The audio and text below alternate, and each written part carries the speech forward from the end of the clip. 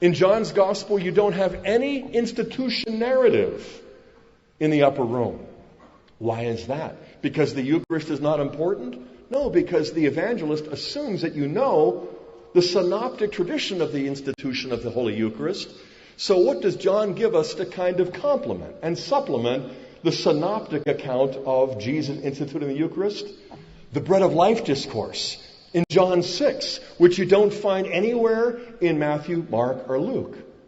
And so there's a complementarity, this supplemental approach, so that it really fills out so much more. In the Synoptic Gospels, Jesus' humanity is emphasized. You have the infancy narratives in Matthew and Luke.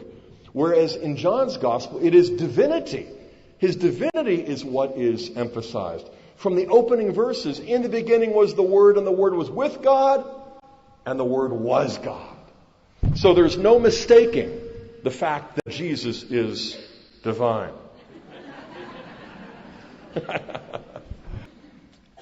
Now, as I finish up this section where we're kind of looking at John and comparing it to Matthew, Mark, and Luke, I want to underscore the fact that there is some overlap.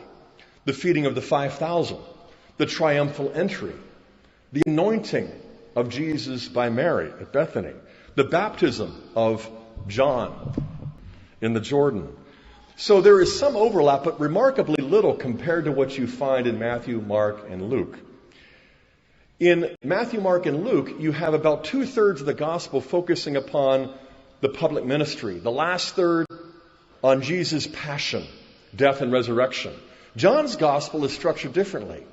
Half the gospel from chapter 12 on focuses upon Holy Week and Jesus' arrest, his trial, his passion, death, and resurrection appearances.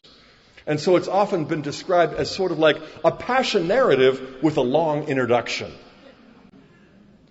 It's really important for us as Catholics to begin to feel more at home with the Gospels and to recognize how diverse they are, so that we'll come to appreciate the symphonic unity of the Gospel.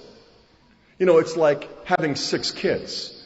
We've had 6 kids going, our oldest is 26, then 25, 22. I love to talk about them. 18, 15, and 10. And what we found is that the more children we had, the deeper the unity we found as a family. And that's the way diversity is meant to work in the divine plan with all 4 Gospels.